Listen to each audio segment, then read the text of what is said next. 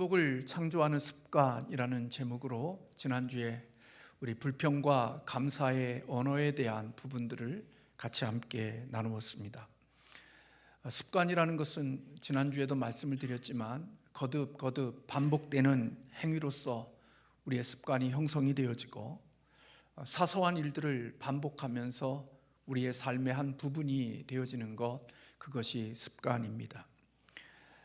같은 행동을 반복하다 보면 그것이 우리의 습관으로 변하게 되고 우리의 자리가 잡히고 우리의 몸과 마음과 사고에 하나의 길이 만들어지는 것이지요. 미국의 교육개혁가였던 호러스맨이라는 분은 이런 말을 했습니다. 습관은 철사를 꼬아 만든 쇠줄과 같습니다. 매일 가느다란 철사를 엮다 보면 이내 끊을 수 없는 쇠줄이 됩니다 라고 이야기했습니다. 우리가 하루하루 살아가는 삶의 어떠한 일들이 하루하루가 철사줄과 같이 별것 작은 것들이지만 그것들이 모이게 되면 쇠줄과 같고 동아줄과 같은 커다란 굵은 것이 되어 우리의 삶의 자리를 잡는다는 것입니다. 지난주에는 우리의 인생을 살아가는 가운데 하루에 한 45%가 습관을 따라서 행동하는 것이라는 말씀을 드렸는데, 하버드 대학교의 행동과학연구소에서는 한 사람이 하루에 행동하는 그 모든 행동 가운데 5%가 습관으로 행하지 아니하고 95%가 그 사람의 습관을 따라서 하루를 산다, 그렇게 이야기를 했습니다. 어떤 사람은 21일 동안 똑같은 일을 반복하면 그것이 삶의 습관이 되어진다, 그런 이야기를 합니다. 저희도 21일 특별 새벽 기도회를 드리면서 21일 동안 새벽 기도를 하면 우리에게 새벽 기도하는 체질이 만들어질 줄 알고 우리가 21일 동안 거듭 많이 해보았지만 원래로 돌아가는 모습을 보면서 그것은 꼭 맞는 것은 아닌 것 같다 하는 생각이 들었습니다. 습관이라는 것은 생각하지 않아도 내가 자동적으로 할 수 있는 행동들이잖아요. 그러므로 우리는 내 의지와 내 의도를 가지고 인생을 사는 것 같지만 실제로는 우리의 습관을 따라 하루하루를 살아간다, 그렇게 볼 수가 있습니다. 의지가 우리를 이길 것 같아도 사실은 의지는 습관을 이기지 못하는 것이지요. 그래서 푸념하는 습관을 가진 사람은 늘 어떤 곳에서든지 푸념을 하게 되고, 원망과 불평이 습관이 되어진 사람은 어떤 곳에서든지 기가 막히게 불평과 원망을 쏟아내는 사람이 됩니다. 반면에 감사가 있는 사람들은 어떤 환경 속에 가서도 그의 습관대로 감사하고 감사할 이유를 찾아내는 사람이 되어지기도 하는 거죠. 그러므로 게임이 습관이 되어진 사람은 아버지가 되고 어른이 되어져도 결코 그 습관을 끊어버리기가 쉽지 않은 것을 보게 되어지는 거죠. 어떤 사람은 채널을 잡으면 그 채널을 수시로 바꾸는 습관이 되어진 사람은 한 프로그램을 굳이 앉아서 그걸 보지 못하고 자주 체존을 바꾸는 그러한 모습들을 가지기도 한다고 합니다. 좋은 습관이 갖게 되어지면 좋은 성격을 형성하고 그리고 우리의 삶에 멋진 삶이 이루어지지만 나쁜 습관은 나쁜 성격을 형성하고 우리의 하나님의 주시는 복과 성공의 자리로 나아가는 데에 걸림이 되기도 한다는 것입니다. 그러므로 습관이 우리를 성공의 길로 있게 하기도 하고 실패의 길에 있기도 한다는 것이지요. 그러므로 내가 인생을 살면서 하나님의 주시는 복 있는 삶을 살아가기를 원한다면 내 습관을 잘 주목해 봐야 되고 내 습관을 잘 관찰하는 그런 시간들이 우리에게 필요하다는 것입니다. 나쁜 습관을 좋은 습관으로 대체하거나 바꾸지 못하면, 채우지 못하면 결코 그 인생은 그가 원하는 대로 그런 인생이 빚어지지 않는다는 것입니다.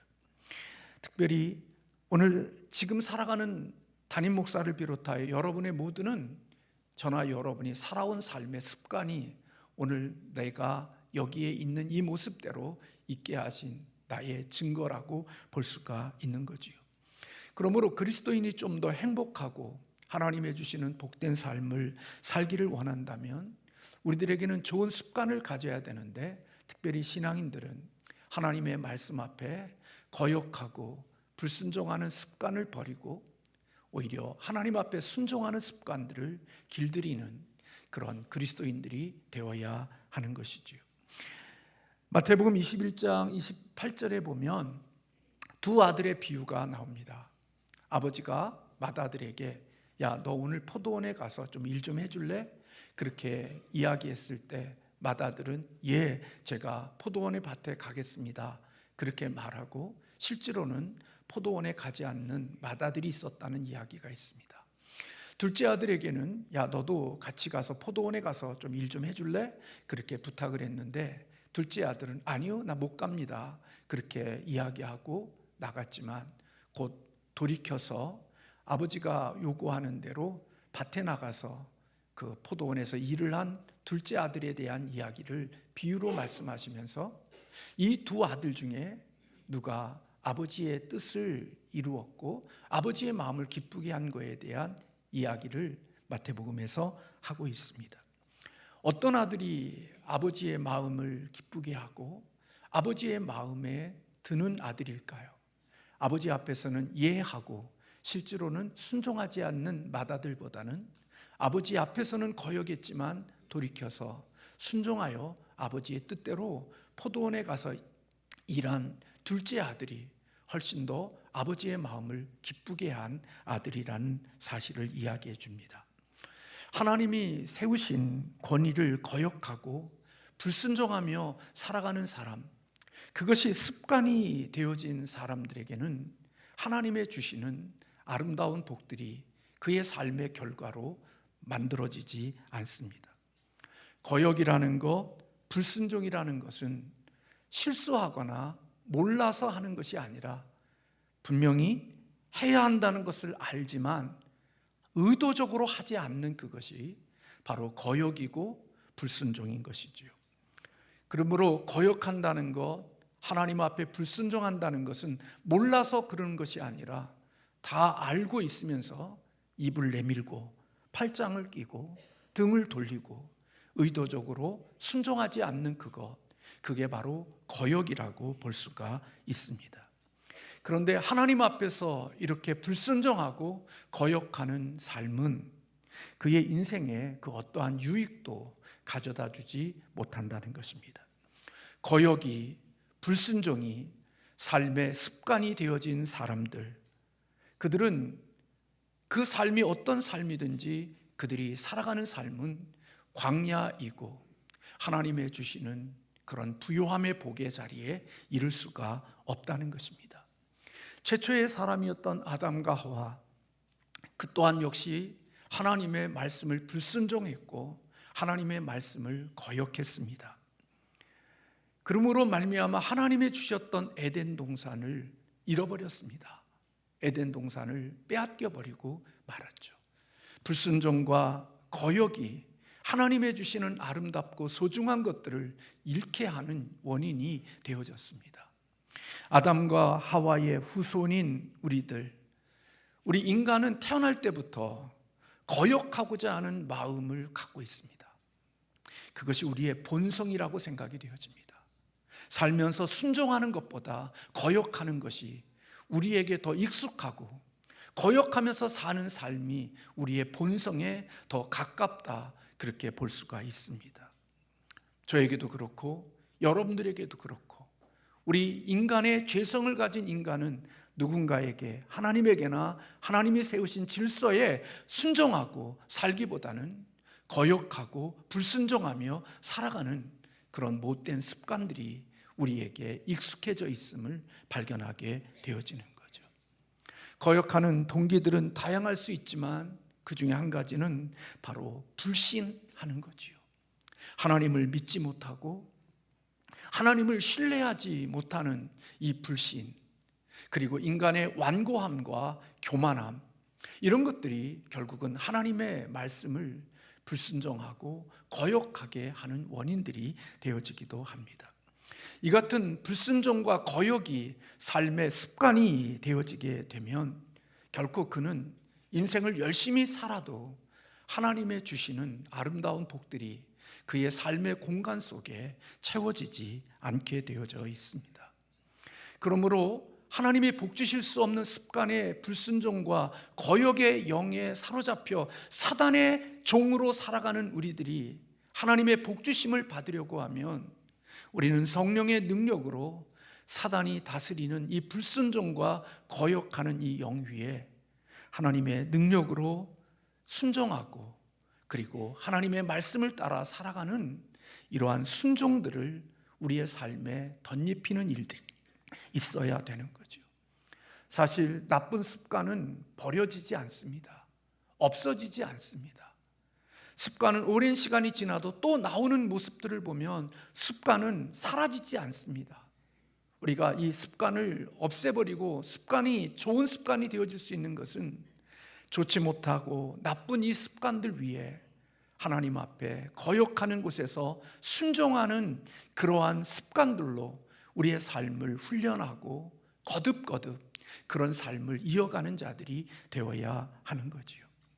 오늘 본문을 보면 사울이 왕이 된 후 하나님은 사무엘을 통하여서 죄인이었던 아멜렉을 쳐서 그들의 모든 것을 진멸하라고 말씀했습니다. 그들이 가지고 있는 소유를 남기지 말고 모든 것을 진멸하라는 명령을 받은 사울은 하나님의 명령을 따라 아말렉을 진멸했습니다. 그런데 그 진멸하는 그 가운데 속에 아각과 그의 양과 소의 가장 좋은 것을 남기고 진멸하지 않고 가치 없고 하찮은 것들만 사울 왕이 진멸을 했습니다. 이 일 후에 하나님은 사무엘을 찾아와서 사무엘에게 그렇게 말씀하십니다. 사울을 왕으로 세운 것을 후회하신다고. 그가 나를 따르지 아니하고 내 명령을 행하지 아니한다는 사실을 하나님께서 사무엘에게 말씀해 주셨습니다. 하나님의 말씀을 들은 사무엘은 사울을 찾아갔고 사울에게 그러한 일들을 물었을 때 사울이 그렇게 대답합니다. 하나님께 제사하려고 양들과 소들 가운데 가장 좋은 것을 남겼고 그 위 것들은 우리가 다 진멸하였다고 그렇게 대답했습니다. 사울 왕은 하나님의 말씀을 청종했다고 생각한 겁니다. 하나님의 말씀을 자신은 순종했다고 사무엘 왕에게, 사무엘 선지자에게 말하고 있는 거지요. 그때 하나님께서는 사무엘을 통하여서 그렇게 말씀하지요. 오늘 22절의 말씀에 보면 순종이 제사보다 낫고 듣는 것이 수양의 기름보다 낫다, 그렇게 말씀합니다. 우리는 하나님 앞에 제사 드리는 것, 우리는 하나님 앞에 기름으로 하나님께 예배하는 것, 이것이 얼마나 중요하고 귀한 일인지 모르죠. 그런데 하나님께 제사 드리고 하나님께 기름으로 하나님께 예배하기 위하여 하나님의 말씀을 불순종하며 불순종 속에 얻은 것을 가지고 하나님께 예배할 때 하나님은 그 제사를 기뻐하지 않는다고 말하고 있는 겁니다. 하나님 앞에 11조 많이 드리고 하나님 앞에 봉사 더 많이 하기 위해서 세상에서 다른 사람들에게 눈에 눈물을 흘리게 하고 다른 사람의 마음을 상하게 하고 다른 사람들에게 손해를 끼쳐서 많은 이익을 남겨서 그 남겨진 이익을 가지고 하나님께 헌신하고 하나님께 예물을 드리는 것, 우리가 생각할 때는 하나님께 많은 것을 드렸으니까 하나님이 기뻐하실 것처럼 생각하는데 하나님은 내 말과 하나님의 뜻을 거역하고 살면서 그것으로 얻은 그것을 하나님께 드린다고 해서 하나님은 그것을 기뻐하는 것이 아니라는 말씀을 하고 있는 겁니다. 적게 하나님께 11조를 드리고 많은 것을 하나님께 헌신하지 못해도 살아가는 삶 가운데 속에서 하나님의 기뻐하시는 삶에 순종하는 삶을 살아온 결과물로 하나님께 예배하는 것이 더 나은 것이라고 하나님은 그렇게 말씀하고 계시는 것 같습니다. 23절의 말씀에 보면 오늘 네가 행한 일은 거역하는 것은 점치는 것과 같고 완고와 쓴 사신 우상에게 절하는 죄와 같다고.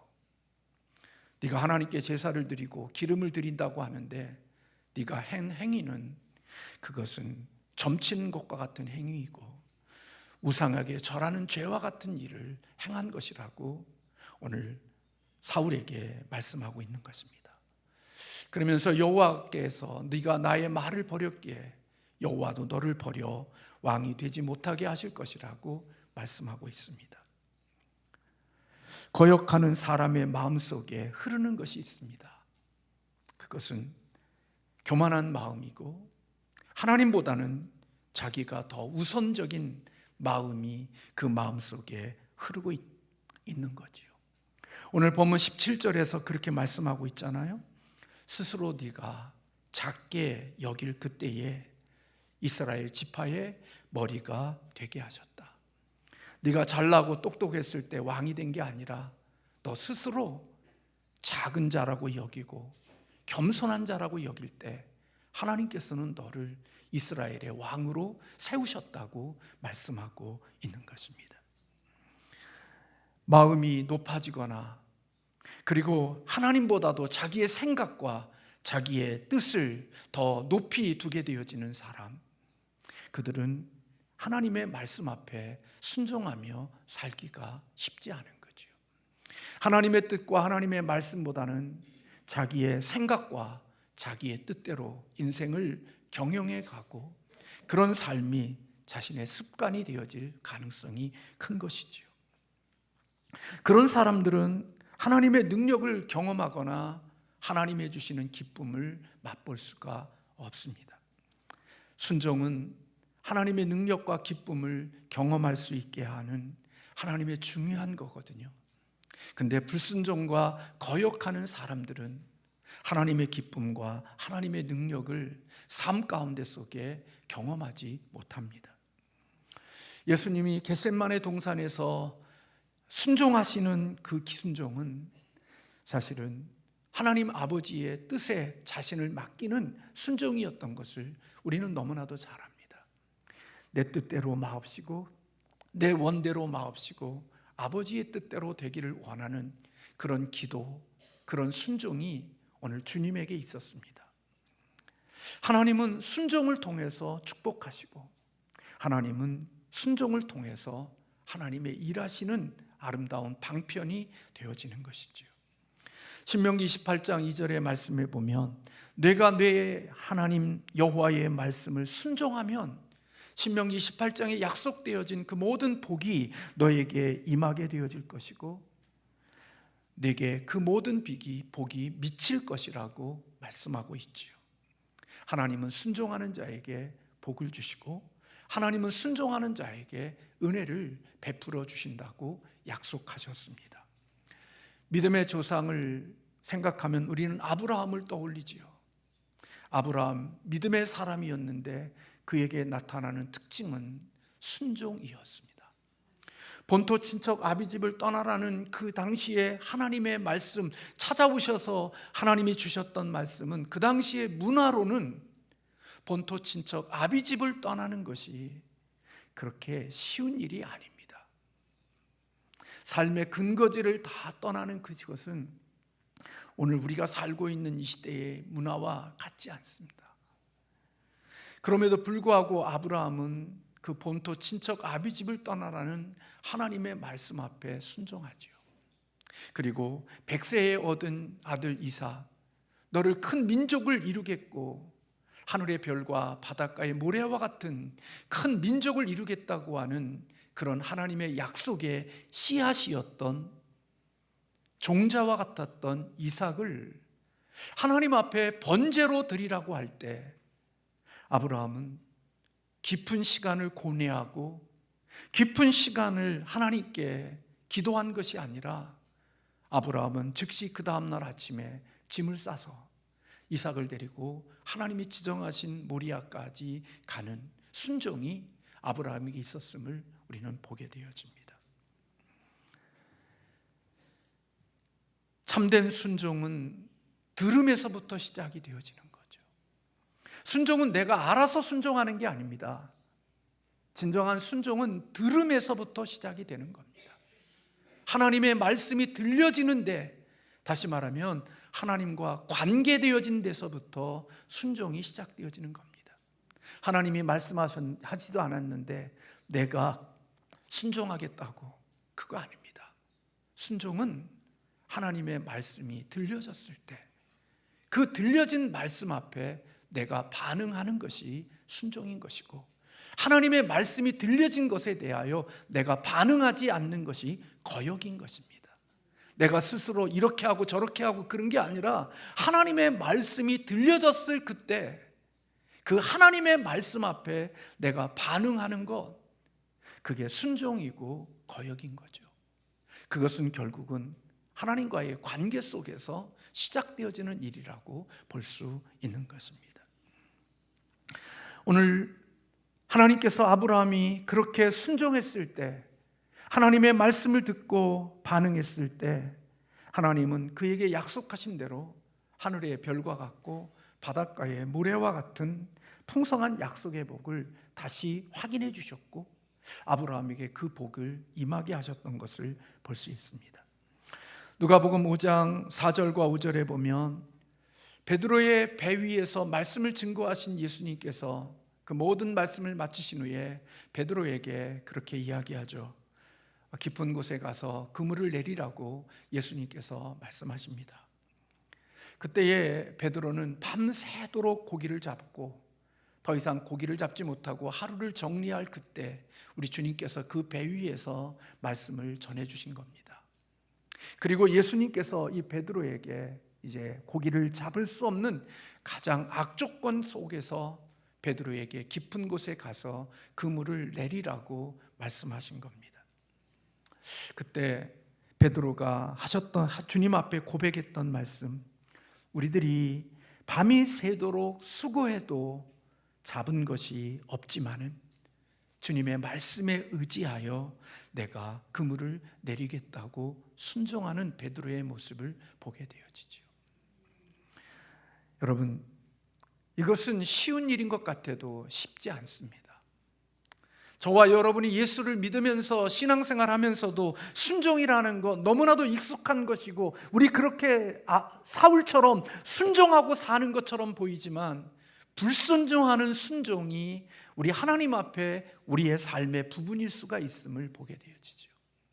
나는 하나님 앞에 기꺼이 순종하고 사는 것처럼 보이지만 하나님은 순종으로 볼 수 없는 불순종의 삶을 살면서 저나 여러분은 순종하는 삶인 줄로 알고 살아가는 모습들이 우리에게 있는 것입니다. 아브라함의 순종이나 예수님의 순종이나 베드로의 순종이나 그런 순종은 결코 쉬운 순종이 아닙니다. 여러분, 이와 같은 삶을 보면 하나님의 마음이 없고 하나님에 대한 믿음이 없는 사람들이 보면 그들이 행하는 모든 것들은 다 비정상적인 일들입니다. 하나님이 인간이 된 것도 비정상이고, 그리고 그 하나님이 초라하게 십자가에 못 박혀 죽는 그건 비정상적인 겁니다. 그래서 자유주의 신학자들은 성경 속에서 신화와 같은 이야기들, 인간의 이성으로 이해되어지지 않는 것들을 다 신화로 바꿔버리고 실질적으로 있을 수 없는 일들로 바꿔버리죠. 왜요? 믿을 수 없고 받아들일 수 없고 이해할 수 없으니까. 그들은 인간의 상식과 이성으로 이해되어지지 않는 것들은 다 비신화화 해버리는 그런 모습들이 자유주의 신학자들 속에 있는 것입니다. 오늘 또 지금도 우리가 믿음이 없는 우리들의 눈으로 보면 예수님의 십자가의 죽으심이나 아브라함이 본토 친척 아비집을 떠나는 거나 100세 때 이삭을 하나님께 드리는 거나 베드로가 그물을 내리는 거나 다 비정상적인 것들로 보입니다. 베드로가 밤새도록 그물을 잡은 것은 어부로서 가장 최고의 조건과 최상의 조건 속에 수고한 겁니다. 그럼에도 불구하고 하나도 고기를 잡지 못했다면 그것은 끝난 겁니다. 가장 좋은 조건 속에서 고기를 잡을 수 없다면 더 나쁜 환경 속에 놓여져서 고기를 잡는 것은 불가능한 것입니다.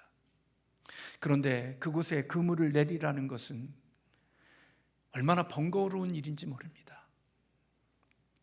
그물을 내려서 고기를 잡지 못하면 다시 그물을 정리해야 하잖아요. 찌꺼기 같은 거 뻐내야 되고 다 정리하는 일들, 그 수고로움이 반복되어질 수 있는 겁니다. 그런데 오늘 베드로는 하나님 주님의 말씀에 의지하여 그물을 내린 겁니다. 고기가 있을 것을 믿고 내린 거 모르겠어요. 그냥 주님이 말씀하시니까 주님의 말씀을 따라 내린 겁니다. 그때 성경에 보면 많은 고기를 잡았다고 성경은 기록하고 있지요. 사랑하는 성도 여러분, 하나님의 능력은 우리의 이성과 우리의 상식과 우리의 인간의 합리적인 그 속에 갇히는 그런 순종을 통하여 하나님의 능력을 나타내지 않는다는 것입니다. 그러므로 순종은 믿음의 언어이지 인간의 이성의 언어와 합리적인 언어가 아닌 것입니다. 순종은 하나님을 믿는 믿음의 언어입니다. 신앙의 언어가 순종이고 인간의 이성으로 살아가는 사람들에게 익숙한 것은 거역과 불순종이 그들에게 익숙한 저와 여러분의 언어인 것입니다. 참된 믿음은 그래서 순종으로 나타나는 거지요. 비합리적이고 비이성적이고 그리고 비정상적이지 않는 그러한 것들에도 기꺼이 순종할 수 있는 그것은 믿음의 힘으로 그 일을 하는 것입니다. 그러므로 믿음으로 인생을 살아본 적이 없는 사람, 그들은 교회를 다니고 예수를 믿는다고 하지만 사실은 사울과 같은 순종을 하면서 살았지. 하나님이 인정하시는 순종은 우리들의 삶 속에서 참 적었을 거라고 생각이 됩니다. 나는 순종하는 것처럼 살아왔지만 실질적으로는 하나님 앞에 우리의 순종은 사울과 같은 순종이었지, 주님이 원하시는 온전한 순종이 우리의 삶 가운데 있지 못한 부분들이 많이 있다는 생각이 들었습니다. 여러분, 왜 하나님의 자녀들에게 이 온전한 순종이 어려운 줄 아십니까? 여러분, 순종이 어려운 이유는 순종을 하기 위해서는 주님이 우리에게 주셨던 말씀처럼 자기를 부정하고 자기를 부인하고 십자가를 지는 삶이 있어야 하나님의 말씀 앞에 순종할 수 있는 겁니다. 자기 부정이 되지 않고 자기에게 십자가를 지지 않고는 결코 주님이 원하시는 온전한 순종의 자리로 나아갈 수가 없지요. 그래서 예수 그리스도를 믿고 신앙의 삶을 살아왔으면서도 언제나 우리의 순종은 어디까지의 순종이냐? 사울처럼 하나님의 전적인 하나님을 위한 순종이 아니라 그 순종 속에 누구의 목도 있어야 되느냐? 내 목도 있어야 되고 내 이익도 챙겨지는 그 선에서 우리는 순종할 수 있는 겁니다. 전적인 하나님의 말씀에 순종하는 삶이 아니라 우리는 하나님에게 순종하지만 그 순종 속에는 하나님이 원하는 부분도 있지만 그 순종에 내가 돌아올 이익과 내 목과 내가 챙겨야 될 무엇이 있어야 그 범위까지 우리는 순종하며 사는 겁니다. 그게 저의 순종일 수 있고 여러분의 순종일 수 있는 겁니다. 그래서 우리는 하나님을 믿고 예수님을 믿으며 하나님의 말씀 앞에 순종하면서 살아왔다고 하지만 그 순종의 경계선은 어디까지냐? 오직 나의 상식과 나의 이성과 내 합리적인 생각 속에 거기까지만 주님 앞에 순종을 하지, 내 이성과 합리적인 것과 내가 가지고 있는 이 모든 상식을 넘는 주님의 말씀 앞에는 우리가 순종하는 자리로 나아가지 않고 그런 부분에 대해서는 거역하는 자로 살아가는 모습들이 우리에게 많은 거죠. 그런 시간 동안을 긴 그런 순종들을 어렸을 때부터 지금까지 그런 순종만 하고 살아온 겁니다. 내게 손해되지 않고 내 이성에 갇히고 내가 합리적으로 동의할 수 있는 부분들에까지만 순종을 했지, 내 이성을 넘고 내가 합리적인 비합리적인 것들에 대하여 주님께서 말씀하실 때에는 그 부분에 대해서는 순종할 수가 없는 겁니다. 그래서 내가 동의되어지는 것 안에서는 부분적인 순종이 되어지지만 내가 동의할 수 없는 그 부분에 대해서는 하나님의 말씀을 거역하고 거기에 순종하는 자리로 나를 내밀지 못하는 모습들이 담임 목사에게도 우리에게도 있는 거죠. 이렇게 평생을 그런 순종을 하고 살아왔던 사람들, 그들이 어느 날 결정적인 때가 되어지면 결국은 누구와 같은 사람이 되어지느냐? 가룟 유다와 같은 선택을 하게 되어지는 것입니다. 자기의 이성과 자기의 뜻과 자기의 합리적인 생각에 맞지 않게 되어지면 언제든지 그 예수를 팔아버릴 수 있고 예수를 버리고 자기의 합리적인 생각을 따라 인생을 선택할 수 있는 사람이 되어지는 것, 그게 사울 왕과 같은 순종을 하면서 살아온 사람들의 신앙일 수 있는 것입니다.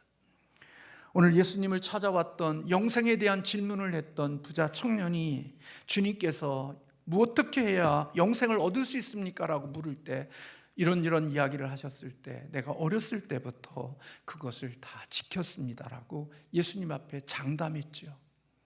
얼마나 믿음을 잘 살아왔는지, 하나님의 뜻을 지키며 살아왔는지 이 부자 청년은 내가 어렸을 때부터 지금까지 다 지켜왔다고, 순종하는 삶을 살았다고, 율법의 완성처처럼 살았다고 이야기합니다. 그때 예수님께서 내게 한 가지 부족한 게 있는데 너 있는 거 팔고 그 다음에 나를 따라올 수 있니? 하는 말은 너 자기를 부인하고 자기를 죽이고 너에게 있는 십자가를 짊어지는 자리까지 가서 너를 부인하고 나의 명령을 따라올 수 있겠니? 그 물은 것입니다. 돈 버리고 재산 없애버리고 나를 따르라는 얘기가 아니라 너를 부인할 수 있겠니? 너가 죽고 하나님의 말씀 앞에 전적으로 순종할 수 있겠니? 그건 물으신 겁니다. 그때 이 사람이 근심하고 떠나갔다, 그렇게 이야기하고 있죠.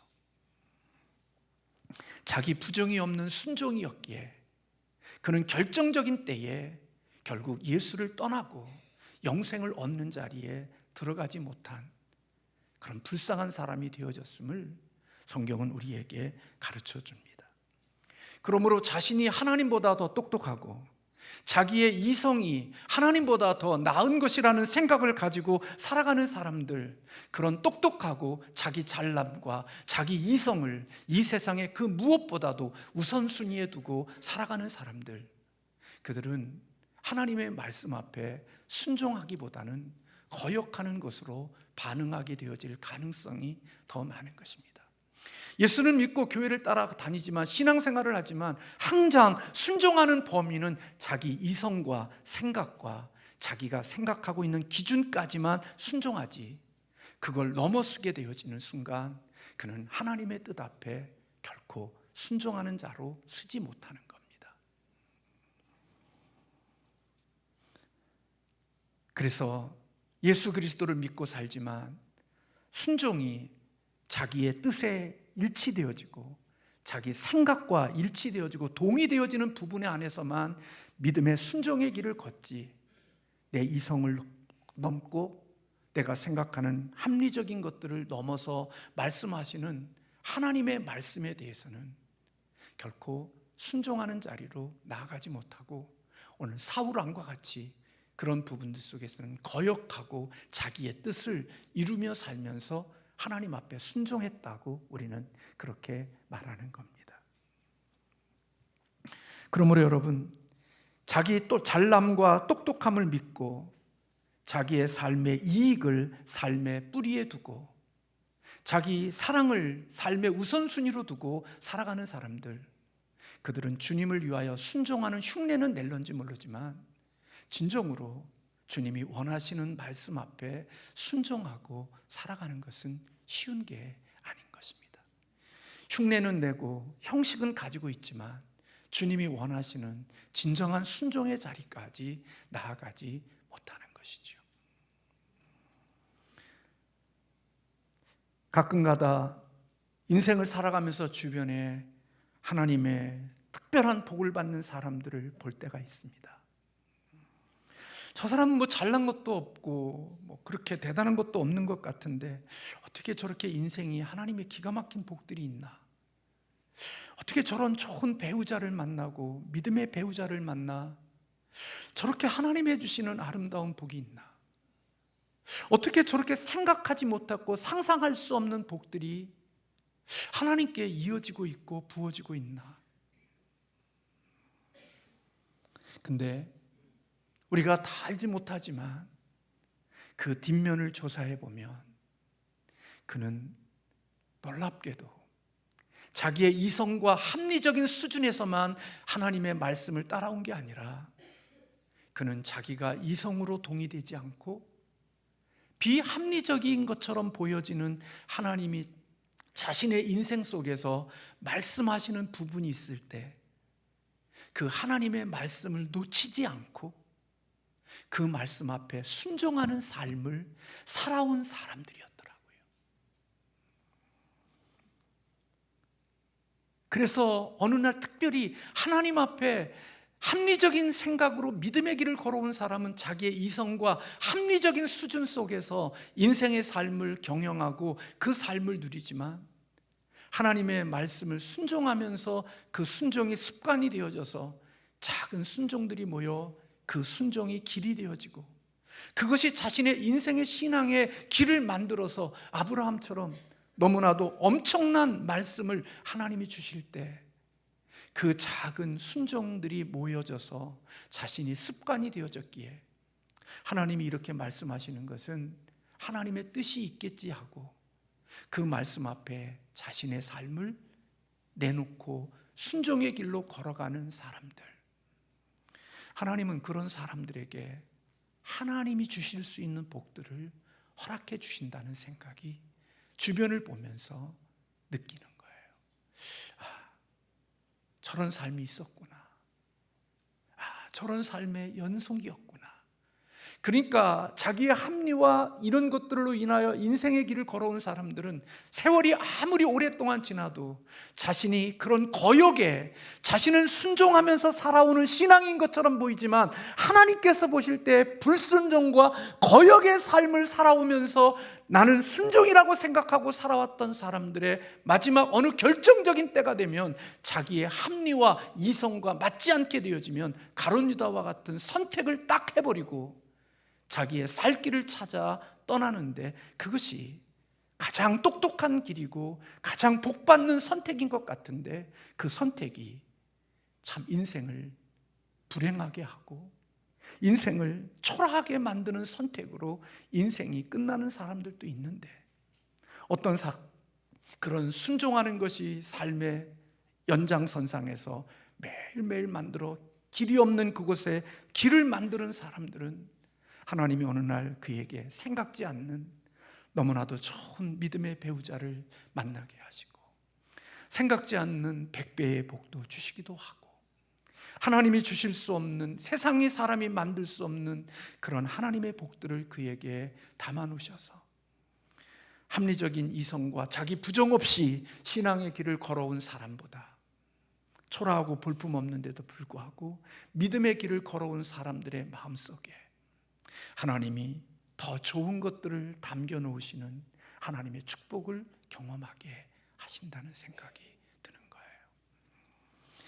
열심히 살아왔지만 믿음 앞에 거역하고 살아온 사람들의 마음속에는 평안, 기쁨, 감사, 만족 이런 것들이 항상 자리 잡지 않고 항상 입만 열면 불평이요, 원망이요, 투덜거림이요, 짜증이요 이런 것들이 그의 마음의 습관이 되어 늘 살아가면 그것이 그 마음속에 가득 차 있기에 좋은 환경 속인 것 같지만 실제로는 지옥을 사는 사람도 있는 반면에, 어떤 사람은 정말 볼품없는 것 같은데도 불구하고 놀랍게도 그 안에 평안이 있고 기쁨이 있고 감사가 있고 누림이 있는 그런 삶의 복을 누리면서 살아가는 축복된 사람들도 있는 것을 보는 거지요.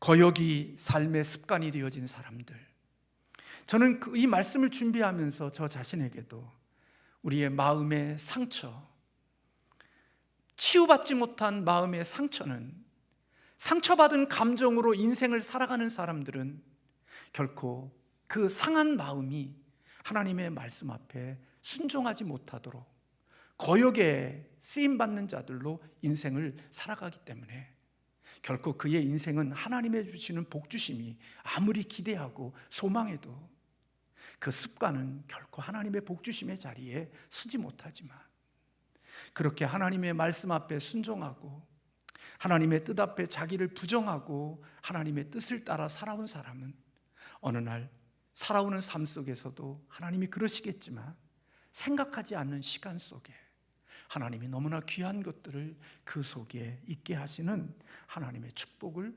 경험하게 하신다는 겁니다.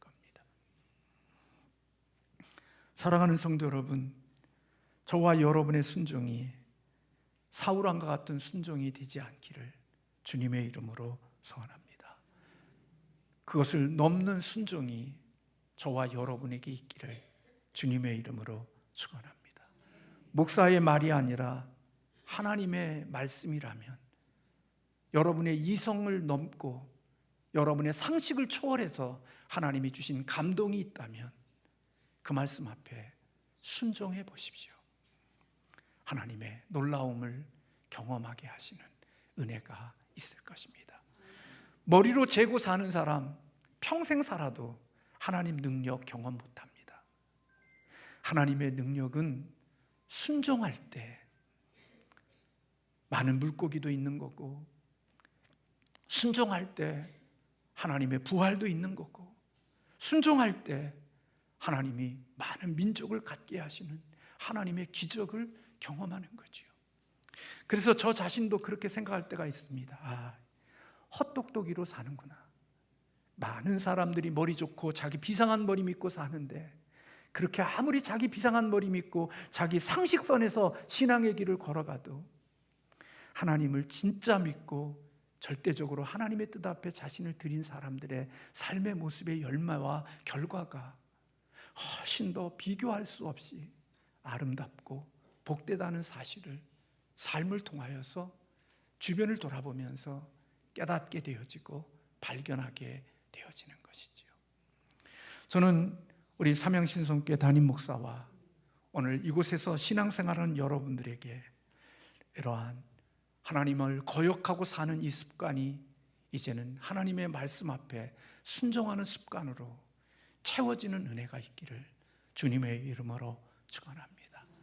우리가 얼마 동안 살지 못하지만, 알 수 없지만 내가 남은 인생, 하나님의 주시는 복주심의 인생, 하나님의 능력을 경험하고 사는 자가 되기 위해서는 하나님을 거역하고 사는 것이 아니라 그분 앞에 순종하며 살 때 그분의 능력을 경험하게 되어질 것입니다.